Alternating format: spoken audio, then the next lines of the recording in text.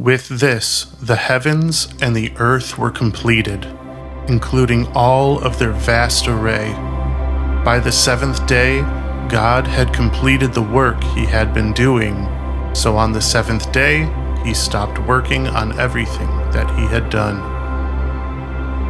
Then God blessed the seventh day and made it holy, because on it God stopped working on everything that he had been creating. These are the records of how the heavens and the earth were created. On the day that the Lord God made the earth and the heavens, no shrubs had yet grown in the meadows of the earth, and no vegetation had sprouted, because the Lord God had not sent rain on the earth, and there were no human beings to work the ground. Instead, an underground stream would rise from the earth and water the surface of the ground. So the Lord God formed the man from the dust of the ground, breathed life into his lungs, and the man became a living being. The Lord God planted a garden in Eden toward the east, where he placed the man whom he had formed. The Lord God caused every tree that is both beautiful and suitable for food to spring up out of the ground. The tree of life was also in the middle of the garden, along with the tree of the knowledge of good and evil. A river flows from Eden to water the garden, and from there it divides, becoming 4 branches.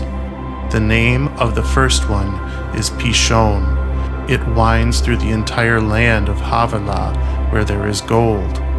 The gold of that land is pure, bdellium and onyx are also found there.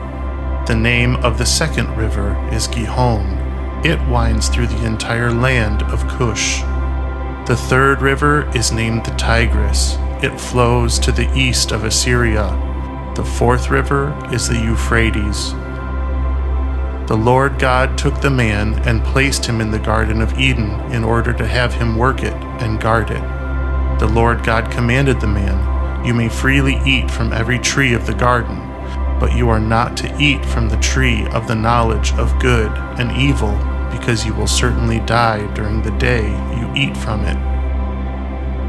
Later, the Lord God said, "It is not good for the man to be alone.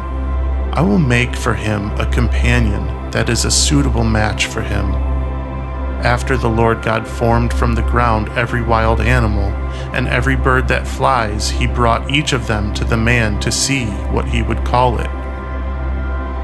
Whatever the man called each living creature became its name.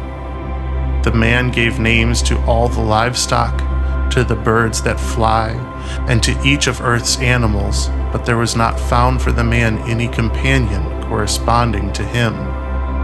So the Lord God caused a deep sleep to overshadow the man. When the man was asleep, he removed one of the man's ribs and closed up the flesh where it had been.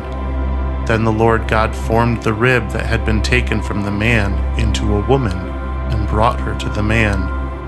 So the man exclaimed, "At last! This is bone from my bones and flesh from my flesh. This one will be called woman, because she was taken from man. Therefore, a man will leave his father and his mother and cling to his wife, and they will become one flesh." Even though both the man and his wife were naked, they were not ashamed about it.